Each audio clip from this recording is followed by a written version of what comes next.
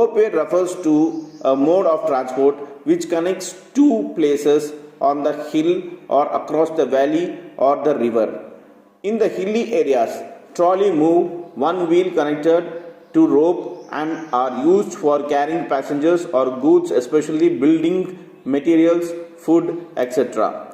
The famous Uran Kachola Jagadamba in Gujarat that carries pilgrims to the temple is an example of ropeway transport which carries more than 50 passengers at a time. இந்த ரோப்பே transport பார்த்தீங்கன்னாக்கா மனிதர்களை இல்லாட்டி இப்போ கூட்ஸை ஒரு இடத்துல இந்த ஒரு இப்போ 2 மலை இருக்குனாக்கா அந்த மலைக்கு நடுவில் வந்து தண்ணி ஆறு போகுதுனாக்கா அதை கடக்கணுன்னாக்கா இந்த மாதிரி ரோப்பே டிரான்ஸ்போர்ட் எல்லாமே உலக லெவலில் யூஸ் பண்ணுவாங்க. இதில் பார்த்தீங்கன்னாக்கா ரோப்பை வச்சு ஒரு வீல் இருக்கும், அந்த வீலில் வந்து அந்த கேரியர் இந்த உட்காந்துட்டு போகிற மாதிரி இருக்கும். அது வந்து ஒரு இடத்துலேருந்து ஒரு மலையிலேருந்து இன்னொரு மலைக்கு டிரான்ஸ்ஃபர் ஆகும். இந்த மாதிரி தான் இதோட சிஸ்டம் இருக்குது. இது பார்த்தீங்கன்னாக்கா மனிதர்கள் மட்டும் இல்லாமல் மெட்டீரியல்ஸு, ஃபுட்டு இது எல்லாத்தையும் எடுத்துகிட்டு போகிறதுக்கு யூஸ் ஆகுது. இந்த மாதிரி எங்கே இருக்குனாக்கா ஏற்கனவே சொன்ன மாதிரி நம்ம தமிழ்நாட்டில் பழனியில் இந்த ரோப் காரை நீங்கள் பார்க்கலாம். அதுவும் இல்லாமல் இந்த குஜராத்தில் பார்த்தீங்கன்னாக்கா ஒரு ஜெகதம்பா ஒரு அம்மன் கோயில் இருக்குது. அது பார்த்தீங்கன்னாக்கா அங்கே இந்த ரோப் கார் யூஸ் பண்ணுறாங்க. இந்த ரோப் கார் மூலமாக மட்டும்தான் அந்த கோயிலுக்கு போக முடியும். ஒரு டைமுக்கு 50 பேர் உட்காந்து போகிற மாதிரி அதை செஞ்சுருக்காங்கன்னு சொல்கிறாங்க. Next 5.13 Water transport.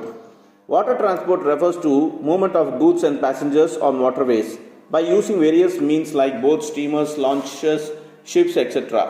With the help of these means, goods and passengers are carried to different places, both within as well as outside the countries. When rivers and canals within the country are used for movements of boats, launches, etc., this is called inward water transport. When the various means of transport are used to carry goods and passengers on the sea route, it is termed as ocean transport. Let us know more about these two types of water transport. Water transport na பேர்லயே தெரியுது, தண்ணியில போற எந்த ஒரு டிரான்ஸ்போர்ட்டும் water transport தான் சொல்லுவாங்க.